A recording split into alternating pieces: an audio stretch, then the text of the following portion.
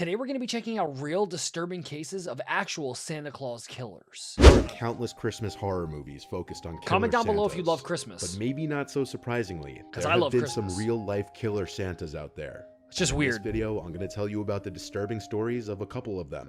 Just a heads up, this video may not be holly jolly, and there are some darker themes. Bro, I love Mr. Nightmare, bro. I love him. I love the guy. Joseph and Alice Ortega loved Christmas. It was their favorite time of year to spend with their family. Their two oldest sons, James and Charles, and their daughters Letitia, Alicia, and Sylvia. Okay. On Christmas Eve of 2008, the Ortega family invited all 5 of their adult children and their families to their home in Covina, California. Bro, I think I know this upper one. middle class, low crime community about 20 miles east of Los Angeles. The family was in the middle of a Christmas Eve poker game when the doorbell rang. And It's what him. unfolded He next blicks the was little girl in her unimaginable. forehead. Shortly after the doorbell sounded, police received 911 calls from the Ortega's neighbor. The caller cried into the phone that someone was burning down the Ortega's pulled up with house. a flamethrower. That someone was Bruce Jeffrey Pardo. Pulled up with a flamethrower, bro. The fire department was dispatched to the Ortega house, but the calls kept coming in. Some even reported that they heard shooting coming from the house. Yeah. And when the police arrived at the scene, it was a total nightmare. The only surviving Ortega family members police could locate was Letitia, her husband, and their 8-year-old daughter, who managed to escape the house and make it to a neighbor's house. What is in your house? Ma'am, is the guy in your house right now? Yeah. Okay. Wow. Ma'am, Bro. Hold on. Is he at your house? I'm pretty sure he walked in and then sort of shot someone and then started lighting the house on fire. Who is he to you guys? Who is he to you? He's my ex-brother. I understand you have to know this stuff, but the woman is in panic and you're asking her who he is. Does it matter? Bro, just pull up. God damn. Okay. Just pull up. Second, okay? Yeah, hang on. I gotta take this other call. I know, ma'am. Just stay on the phone with me, okay? My whole family, there's 30 people, 25 people. I know. It's okay. The officers are there. They're trying to get to you guys, okay? Letitia's daughter, however, had been shot, so the family had already made their way to the hospital. What happened was Sylvia Ortega Pardo, Bruce Pardo's soon-to-be ex-wife, had finalized their divorce the week prior to the attack. This apparently caused Bruce to snap in the worst way imaginable. Yeah. And this was his way of getting revenge. Bruce had arrived at the Ortega home in a Santa costume with a gift-wrapped package containing a rolling air compressor converted to deliver gasoline from it, and at least 4 9mm semi-automatic handguns. Ridiculous, bro. His 8-year-old niece Katrina, the daughter of Letitia, ran to answer the door in excitement to be greeted with the Santa, blicked her, bro. only to be shot in the face. Yep. Luckily, she survived. I don't know how, Bruce then started firing indiscriminately at fleeing partygoers. After he ran out of bullets, Bruce pulled out his homemade flamethrower to spray 18 gallons of gasoline into the house, causing it to burn down. In the middle of investigating the aftermath of this chaotic scene, police received a tip from a neighbor. She and her husband had seen a car leaving the cul-de-sac at around 11:45 p.m. Police started searching the Ortega's scorched home. They found bodies burned beyond recognition. Listen, that is which terrifying. were later identified as missing Ortega family members. A total of 9 people were murdered. While police were busy investigating this massacre, they received a call from Bruce's brother, Brad Pardo, who returned home from a Christmas party to find his brother laying dead in a pool of blood. Bruce had taken his own life.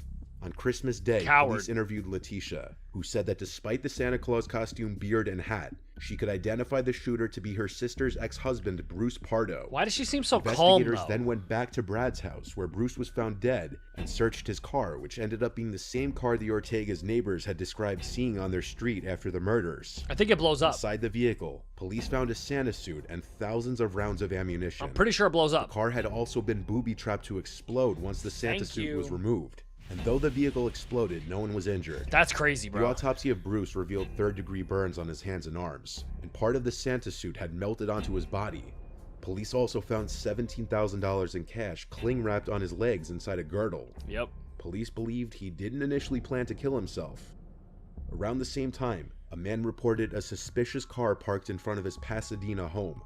Police ran the plates and found the car had been rented by Bruce. It's his getaway car, bro. The car wasn't rigged. It was packed with supplies, including a computer, clothes, water, food, and maps of the US and Mexico. Police believe Bruce had been planning on escaping to Mexico after his killing spree, and this was his getaway vehicle. The vehicle was also parked about 500 feet from the house of Scott Nord, Sylvia's divorce attorney. This was definitely not a coincidence, and Bruce was likely planning on also murdering Scott, because in June of that year, Bruce was ordered to pay $1,800 a month in spousal support. Damn! The divorce clearly took over Bruce's life. $18K? He had to plot ways to get back at Sylvia, and instead of just killing her, he decided that he was going to destroy everything and everyone that she loved. Bro's a straight up psycho. The most likely explanation for Bruce's suicide would be his unexpected injuries. Yeah, he wouldn't have been able to get away. He didn't realize there was an open flame somewhere in the house, likely a candle, and when he was spraying gasoline, this led to an explosion that left him horrifically burned. Instead of driving to kill Sylvia's attorney and then escaping to Mexico like he most likely originally planned, Bruce instead went to his brother's, where he killed himself because of how badly he was burned. Katrina Yusupolsky is alive and well today, and fortunately, she hasn't let the horrific experience overtake her, and she's currently living her life to the fullest. But unfortunately, Bruce Pardo was not the only story of a killer Santa named Bruce. My question is this. You are gonna murder your ex-wife's whole entire family, including your kids, or their kids, kids in general, and then you were going to go and kill someone else, and then you were gonna go to Mexico and just live out your life as if nothing happened. That is some straight up psycho shit. MacArthur was What's known up, Bruce as MacArthur? an outwardly jovial man who was the perfect Santa due to his ample white hair and beard. Okay. So that's what he did as his second job. All right. He was a Santa at Toronto's Agincourt Mall until as recently as 2016. Bruce was at the time 68 years old. And when he wasn't working as a mall Santa, he was working as a successful landscaper, trusted by his many clients to turn their yards into lush gardens. The sick thing is, Bruce's jolly personality he conveyed was just a front. Oh no. The parents happily watching their kids on his knee, and his clients admiring their new lawns had no idea what Bruce actually was. What was he? A necrophile and a serial killer. Bro's having... Little did one of his clients Bro's know, doing some he was bodies, turning their lush new garden into a graveyard. Oh my Between God. September 2010 and June 2017, Bruce murdered at least 8 men. Holy His shit. targets were usually vulnerable, having been poor, lonely, or new immigrants. All of Bruce's victims had arrived to what they thought was a safe country to explore their sexuality. Nah, it's not, Bruce's bruh. seemingly welcoming and friendly nature led his bruh. victims to thinking he was a friend and to trusting him. Then he would kill them. Wow. Bruce was described by colleagues and coworkers to be a great guy who always had a smile on his face. For 30 years, he was seemingly happily married to his wife Janice, who he had 2 children with and lived in a house in Oshawa with, a middle-class town very close to downtown Toronto. Okay, so he's in Canada. Canada. In the late 90s, however, Bruce came out of the closet, probably to the shock of his wife, and not long after suggesting that the two have an open relationship, he left his family and moved to Toronto. Wow. He remained on speaking terms with his family. As he Bruce should. became a regular in gay neighborhoods and wanted to be part of the LGBT community. Okay. But pretty soon that community didn't want him to be a part of it. Why? He quickly earned himself a reputation of being trouble. Uh-oh. In 2003, when in his late 50s, Bruce received his first criminal conviction for the assault of a man with an iron pipe in the man's home 2 years prior. Wow. Bruce turned himself into the police, balls and right throughout there. the case, he maintained that he blacked out before the assault and didn't know why he did it. In January of 2003, why he did it, bruh. Bruce pleaded guilty to 1 count of assault causing bodily harm and assault with a weapon. But thanks to his lawyers, Bruce didn't serve prison time. Rather, he was ordered to attend counseling for anger management and provide a DNA sample to police. A few months later, Bruce had his record suspended, so nobody would ever know that he'd been arrested at all. Okay. Bruce's landscaping business was busy enough to occasionally hire casuals, until one of those hires disappeared. Mahid Kayhan. Wonder where he went, man. admitted to police to knowing Wonder Mahid. where he told went. police that Mahid had worked for him doing landscaping for a month, and the 2 men had a sexual relationship that Bruce claimed he broke off. And then he disappeared. Bruce was not a suspect at the time of the interview. Well, he was should have been. treated as a witness in the missing persons cases. Hell no, bruh. Bruce's approach to murder was usually the same: strangulation using a rope and metal bar. Wow. When his victims were dead, he'd pose their bodies and photograph them, sometimes in his apartment and sometimes in his red Dodge Caravan. So weird. One victim was posed wearing a fur coat and with a cigar in his mouth. Some had their beards and heads shaved, others had their eyes closed. Then he would take close-up photos of their genitalia. Bruce stored these dead body photo shoots and digital files on his computer. Weird, bro. He then dismembered his victims, distributing their body parts in one client's garden, putting to use his knowledge and skill in gardening. In June of 2016, Bruce ended up in a police station Bro's making after a guy human he was mulch. having sexual relations with reported him for almost choking him to death Human while they were mulch, in the back bro. of his van. The man managed to escape and report Bruce to the police. And for the second time, Bruce turned himself into the police.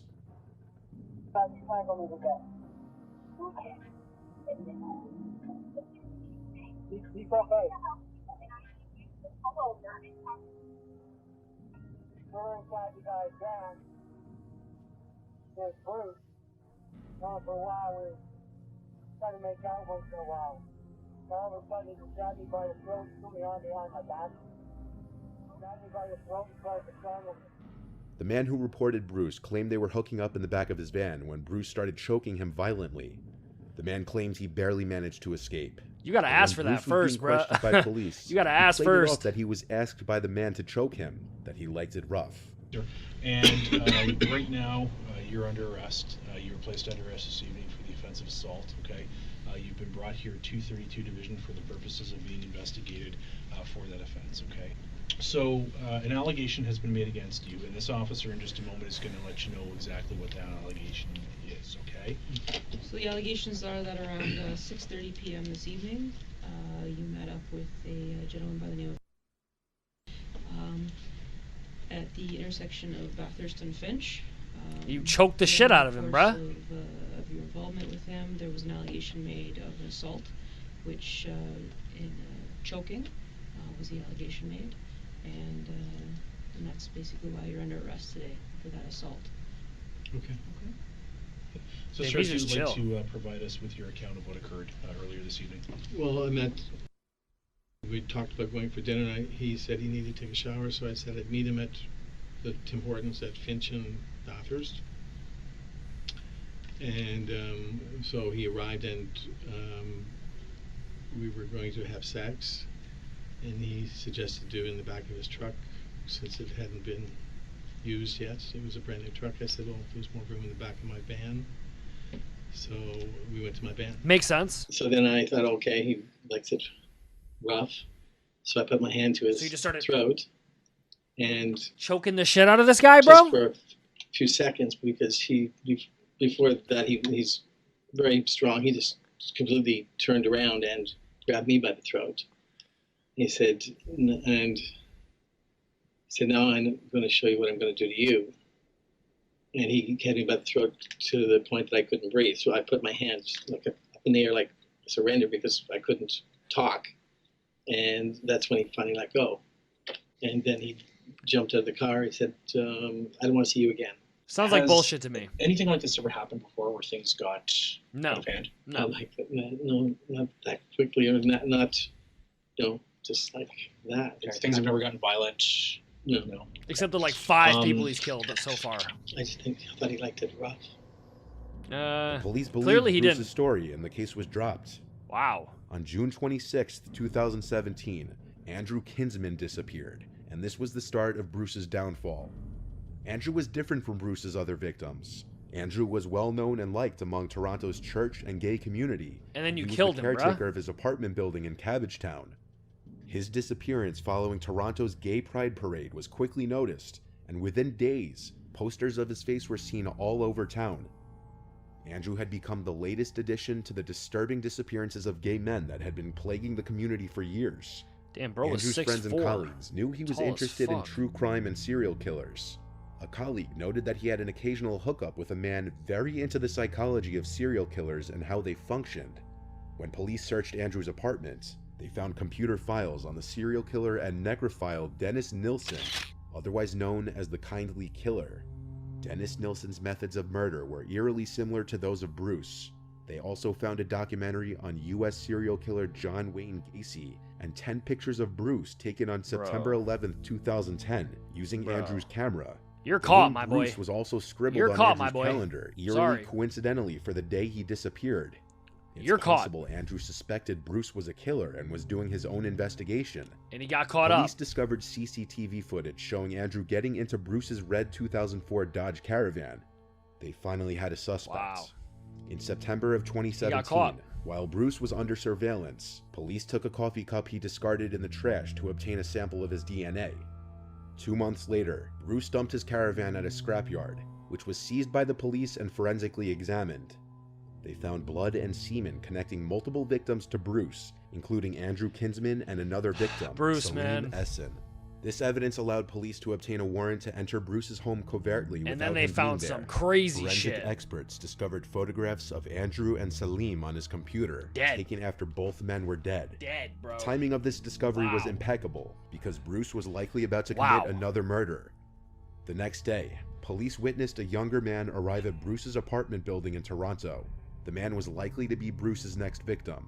They raided Bruce's apartment, finding the man who entered his apartment naked and handcuffed to the bed with a black bag over his head. Wow. None of this was done with his consent, and he was screaming for help. Holy shit. Bruce was arrested and charged with the murders of Andrew and Salim. As he should. A deeper search of his apartment revealed files on each of his 8 victims, and souvenirs from each of his crimes.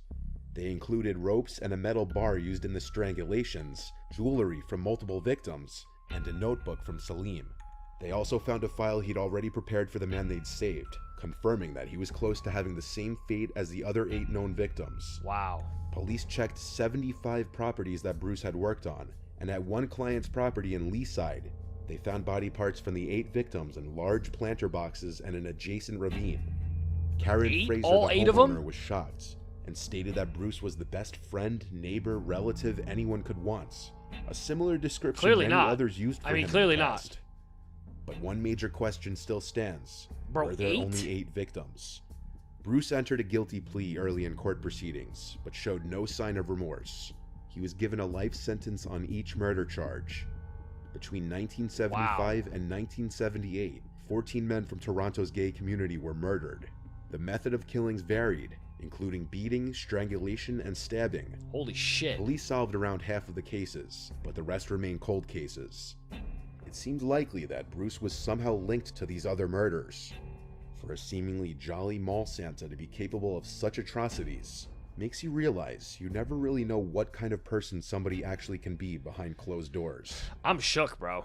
I'm not gonna lie to you. I am extremely shook. This guy would half hire people, do what they're doing, and then he would kill them and take pictures of it. You're a whole nother level of crazy. But hopefully you guys did go enjoy today's video, and if you did, don't forget to smack a like on it. That'd be greatly appreciated. Don't forget to like, follow, and subscribe to the channel. With all that being said, guys, my name is Chris, and of course, I will catch you guys in the next one.